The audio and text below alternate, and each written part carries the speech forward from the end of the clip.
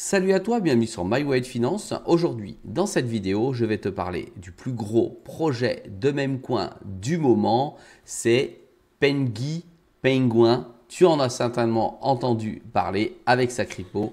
Pengu qui est à la fois sur Ethereum et sur Solana. Je vais tout te dire dans cette vidéo, ce que j'en pense, ce que je vais faire ou pas dessus. J'ai décortiqué l'ensemble du projet et c'est maintenant.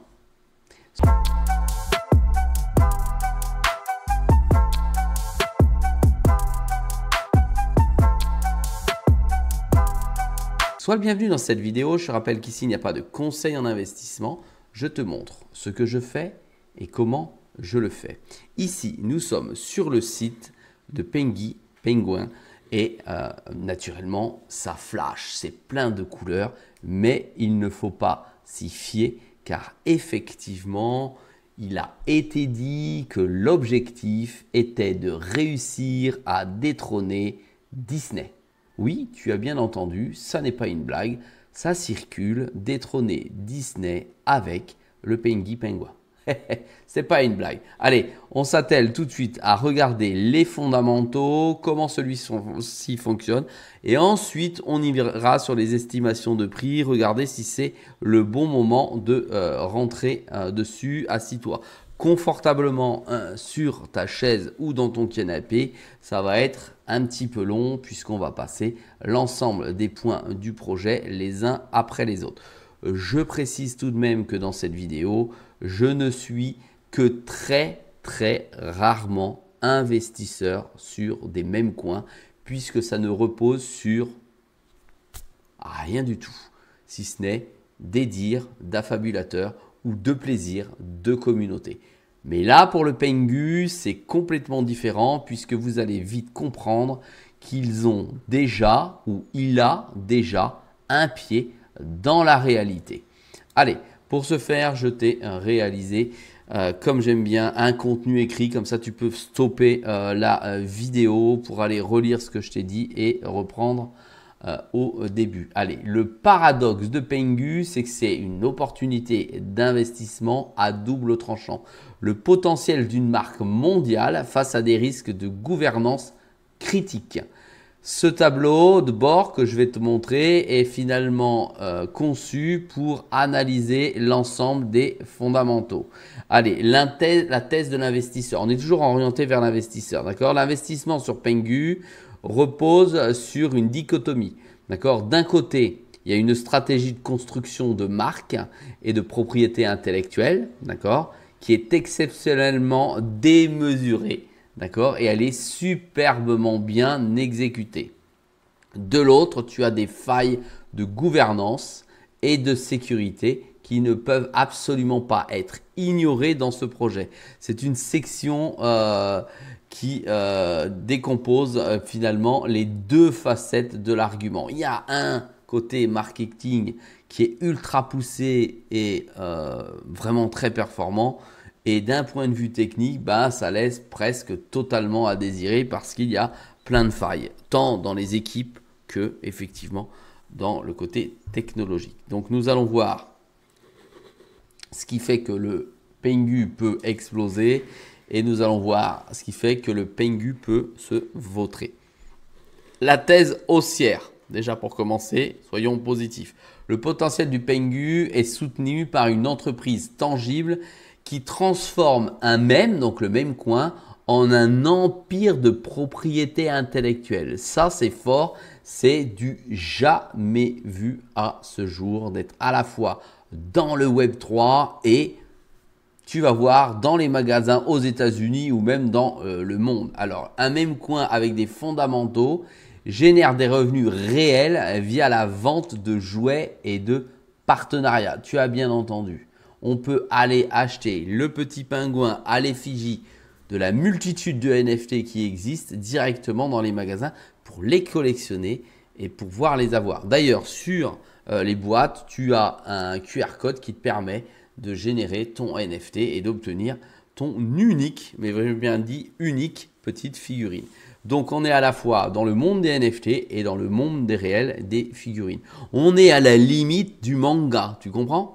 On a créé un univers. C'est ça qui est important de comprendre sur ce projet. Allez, la stratégie de propriété intellectuelle, c'est l'objectif principal. C'est l'expansion agressive, d'accord, dans les jeux et dans les produits dérivés pour construire une marque mondiale. Oui, puisque tu retrouves Pengu à la fois dans des jeux physiques, dans le Web 3, sur des NFT et prochainement, là, c'est demain, c'est une manière de parler, dans un jeu vidéo. Puisqu'ils ont signé un accord et ils s'associent pour créer un jeu vidéo. Communauté, d'accord? Eh bien là, on est sur une base de femmes et de fans extrêmement loyales qui agit comme un rempart social et financier. Effectivement, il y a des hauts et des bas, mais le socle des investisseurs, sans doute toi, vous êtes toujours au même niveau. Vous ne vendez pas, vous gardez dans l'espoir ou dans la réalité de voir le Pengu monter et exploser. Et ça, c'est plutôt noble d'avoir une communauté forte. C'est ce qui renforce le projet.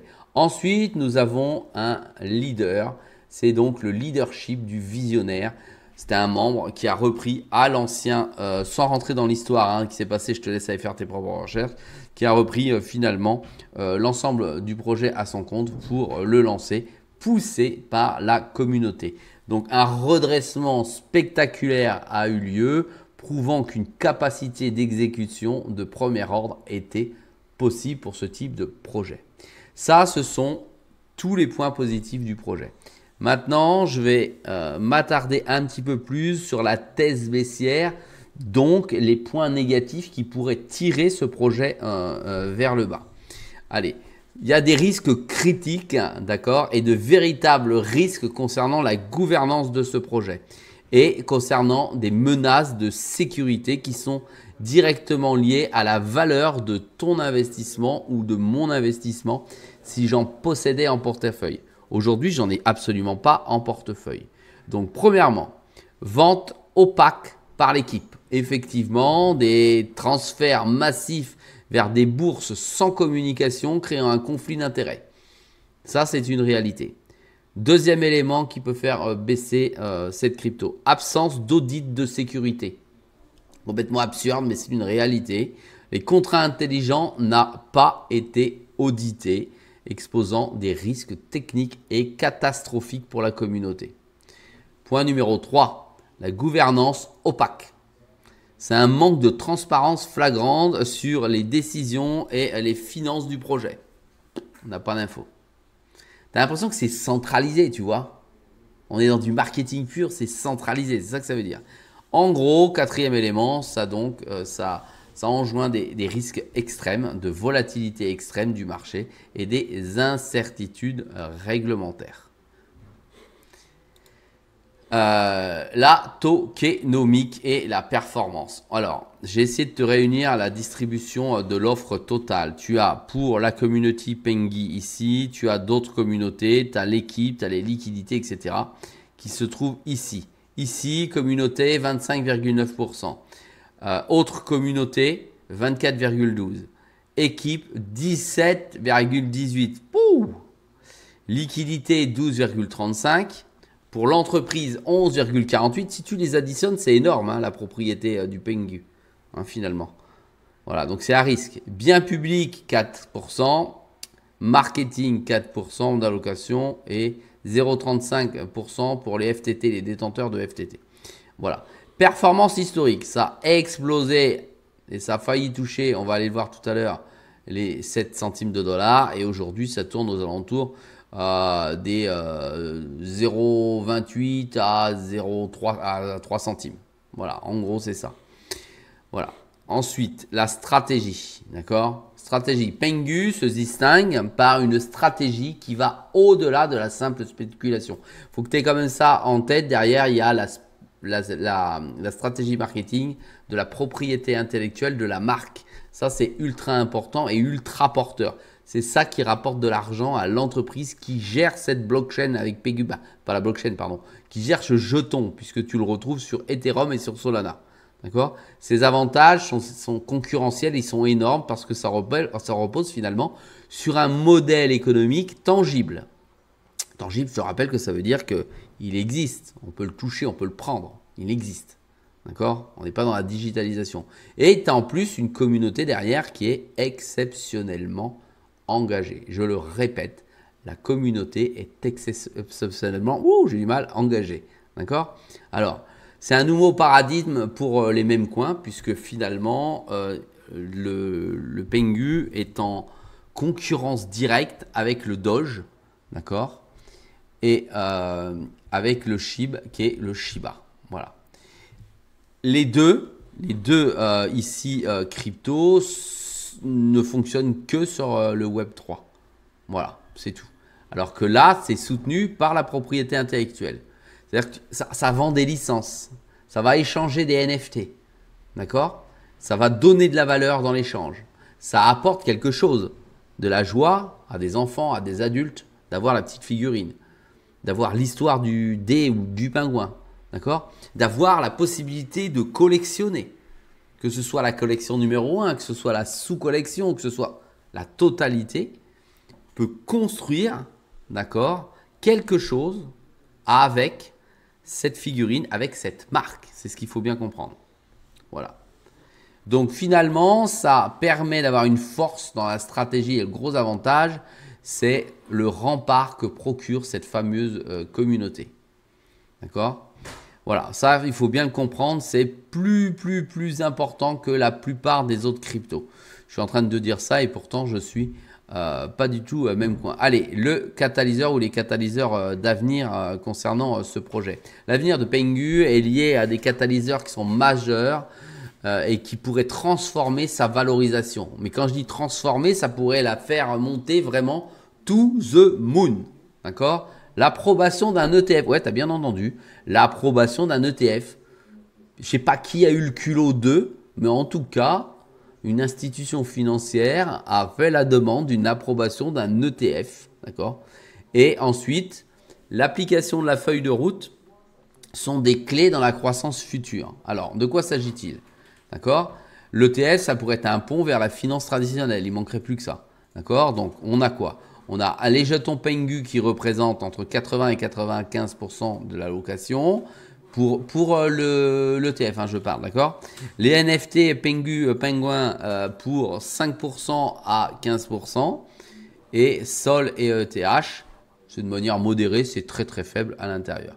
Voilà l'intérêt. Et voilà, donc à mon avis, le régulateur pour valider ce type d'ETF, ça va être extrêmement compliqué parce que la valorisation effectivement des jetons plus des NFP, ça va être extrêmement volatile, donc c'est extrêmement difficile de pouvoir le faire. Allez, maintenant, concernant le scénario futur que l'on pourrait voir en termes de prix pour 2025 à 2030. Oui, je sais, je vais loin, 2025-2030. Allez, on a un scénario haussier, un scénario de base qui est flat et on a un scénario baissier. On va commencer par le baissier, même si tu as vu le haussier. Le prix 0,004, il perdrait effectivement, il serait divisé par 3 avec le prix d'aujourd'hui. Les risques fondamentaux, ça peut se matérialiser par l'ETF et catégoriquement rejeté.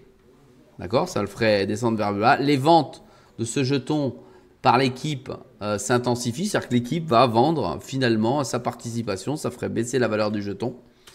Et une faille de sécurité monumentale est découverte dans le contrat non audité. Voilà. Bon, ce qu'il faut savoir, c'est que l'équipe est en train d'auditer le contrat au moment où je tourne cette vidéo tout de même. D'accord? Ensuite, scénario de base entre 7 centimes et 16 centimes. Je te rappelle qu'il est à 3 centimes, il ferait déjà minimum un x2, quelque chose. Voilà, jusqu'à ici, presque un x 5, 6. Ensuite, donc pour obtenir ça, il faudrait qu'il y ait une croissance organique, mais des vents contraires qui limitent le potentiel. L'ETF est retardé ou rejeté, ça pourrait marcher, mais pas de manière catégorique. On leur demanderait des améliorations, d'accord? Les ventes de jetons par l'équipe se poursuivent de manière sporadique, donc petit à petit, que ça ne modifie pas le cours. Et la marque continue sa croissance, mais sans événement majeur. Ça me rappelle ApeCoin, d'accord, qui était le numéro 1 des NFT il y a encore 4 ans, qui n'a pas disparu, mais qui était fort d'un point de vue marketing. Ça me rappelle cette approche. Et à mon avis, ils vont pouvoir détrôner les singes. Maintenant, scénario haut, prévision du prix entre 10 centimes et 1,50 $. Et tu as bien entendu 1,50 $. On va revenir sur la capitalisation boursière et tu vas voir, c'est énorme. Donc, l'ETF est approuvé par la SEC. Les jeux connaissent un succès viral. Voilà, jeu sur le téléphone, comme je t'ai dit qu'il allait sortir. Ça marche, bah, ça explose. Voilà, puis ça ramène du CA. Et puis l'équipe résout les problèmes de transparence et commande un audit. Commande d'audit, ça a déjà été fait. D'accord. Allez, les risques de vulnérabilité, pardon. Les risques associés à Pengu ne sont pas théoriques. Ils sont concrets, véritables et constituent la principale menace des investisseurs. Il est impératif de prendre pleinement cela en compte pour l'achat de ce token. Donc, c'est un token à haut risque. Les ventes de l'équipe, c'est quand même 66 millions de dollars de valeur qui ont été transférées en juillet 2025. D'accord? Donc, le mois dernier, nous avons eu 66 milliards de dollars vendus par l'équipe. Il faut bien que tu aies ça en tête. Ensuite, l'absence d'audit, j'en ai déjà parlé, je ne reviens pas dessus. Et centralisation, le succès repose quasi entièrement sur le PDG Lucas Ness et son équipe. D'accord. Un départ ou un changement de vision serait dévastateur. Peut-être que la communauté vendrait son jeton. Alors maintenant, qu'est-ce qu'il en est sur le marché plus concrètement? On va aller te mettre ça tout de suite. On va aller sur CoinMarketCap. Voilà. Le jeton Pengu se trouve à la 43e, ça vient de passer devant tes yeux, 43e position. Dans les 24 heures, il a perdu 6,69%, 4,99% sur les 7 derniers jours maintenant. Sur le dernier mois, il était en progression de 129%. Depuis un an, moins 40,58%. Capitalisation marché 2 milliards 150 millions. D'accord. Offre totale 88 milliards. Et offre en circulation 62. Voilà. Tu as en gros à quoi ressemble le marché avec CoinMarketCap. Maintenant, on va rentrer sur la charte et on va aller regarder ce qui se passe. Ici, on a Pengu contre l'USDT, donc il est en dollars. Une bougie égale une journée, il est sur Binance. Tu vois, il est arrivé sur le marché, il a pété vers le haut. Tu sais, ça a été distribué sous forme d'airdrop quand tu avais un fantôme, quand tu étais sur Solana. Voilà.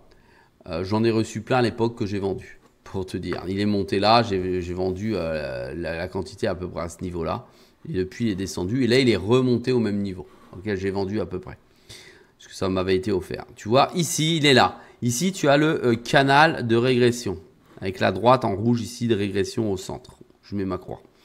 Tu vois, ici, il est venu taper là. Sur ce support ici. Il l'avait traversé. Il est venu taper en haut sur la résistance. Et il a eu ici se poser sur le support. Et il a été rejeté. Tu vois, le rouge vif, fort, et a été rejeté légèrement ici sur le support. Alors, va-t-il remonter ici jusqu'à la résistance? Créer un canal comme ça pour aller le casser, ça serait bien. Et puis aller retrouver ici la droite de régression. Ou va-t-il venir le casser pour aller se reposer bien plus bas sur finalement le support du canal de régression. C'est tout à fait possible qu'il vienne faire comme ça. Et il aura toujours un sens haussier dû à l'analyse chartiste que l'on peut voir là sous nos yeux. Alors, que faut-il faire concrètement aujourd'hui? Moi, personnellement, je m'interroge. Je m'interroge sur va-t-il venir rebondir pour monter plus haut ou pas? Va-t-il casser pour venir sur le support ici pour repartir plus tard? Étant donné que je ne suis pas devin sur le marché, je ne peux pas prétendre son futur. Néanmoins, ce que je peux dire en termes de conviction, c'est qu'effectivement, il ira bien plus haut que 4 centimes. D'accord? On pourra aller le voir certainement pousser des 7 à 10 centimes, mais facilement, parce que je pense qu'effectivement, les produits de Pengu vont générer encore plus d'engouement qu'aujourd'hui. Et on pourrait imaginer effectivement que même Noël 2025 impulse quelque chose de formidable pour ce type de projet puisqu'il est ancré dans le réel. Voilà, donc je reste dans l'attentisme et j'observe ce qui se passe. Je le mets dans ma liste de surveillance mais je ne rentre pas dessus. Peut-être est-ce une erreur. Par contre, je reste persuadé que dans le moyen long terme, ça fasse quelque chose d'intéressant. Alors moyen long terme, c'est d'ici fin de l'année jusqu'à long terme mars 2026. C'est pas énormément comme long terme, mais je pense qu'il pourrait faire quelque chose de ultra intéressant. Et il va aussi permettre de relancer le marché des NFT dont on n'entend plus parler depuis suffisamment longtemps. Voilà, si toi tu possèdes du Pengu, n'hésite pas à le dire en commentaire. Dis-moi si tu es d'accord avec ce que je t'ai dit. Dis-moi quels sont tes objectifs sur le Pengu. N'hésite pas à m'encourager avec un pouce vers le haut. Ça reste un même coin. Fais attention, protège ton capital. C'est ultra risqué et mouvementé comme projet. C'est du capital risque de fou. D'accord? Je te dis à très vite dans une prochaine vidéo. N'oublie pas que sur Malouette Évidente, il y a une vidéo tous les jours à 6 h du matin. Salut à toi!